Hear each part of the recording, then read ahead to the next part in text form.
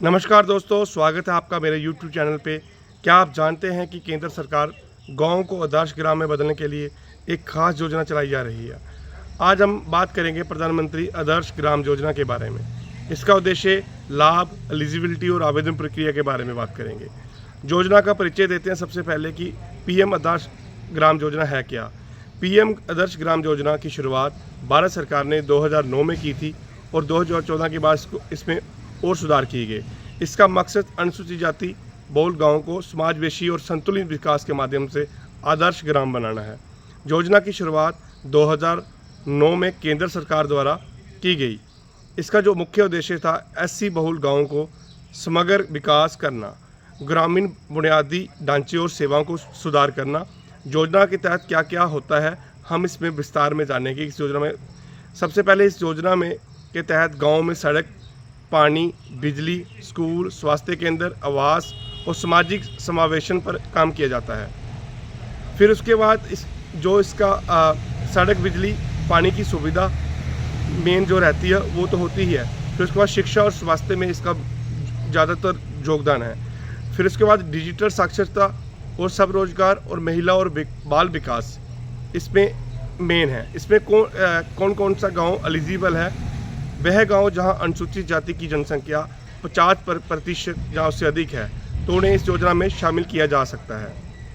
फिर दोस्तों, इसमें क्या गांव में ऐसी जनसंख्या जो होती है वो 50% से ऊपर ही चाहिए।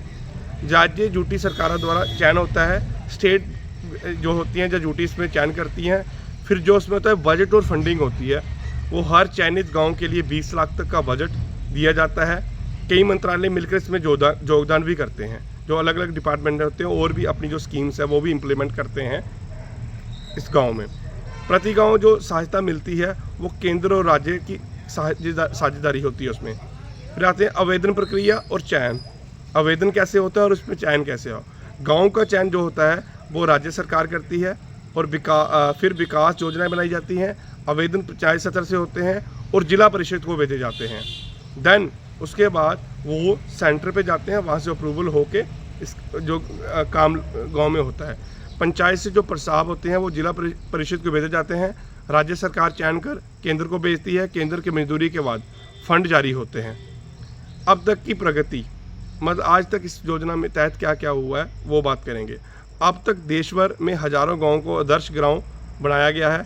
इससे न केवल बुनियादी ढांचा सुधरा है बल्कि सामाजिक सद्भाव की भावना भी बढ़ी है। मतलब जो एससी भाईचारा था उनको भी अपलिफ्ट किया गया है इस योजना के तहत। इस हजारों गांव का जो चयन हुआ था उसमें शिक्षा, स्वास्थ्य और महिला की सुरक्षा में सुधार किया हुआ है। लास्ट में आपको बता दूंगा, ये एक बहुत ही अच्छी स्कीम है। अगर आप अपना गांव को आदर्श गांव बनाना चाहते हैं तो आपने जो एमएलए हैं, जहां आपका मेंबर ऑफ पार्लियामेंट है, उनसे संपर्क करें, वही इस प्रक्रिया को आगे बढ़ा सकते हैं। मेरी योजना आपको कैसी लगी ज़रूर अपनी कमेंट में राय दें और मेरी वीडियो को ज़्यादा से ज़्यादा शेयर करें। धन्यवाद। Thanks a lot.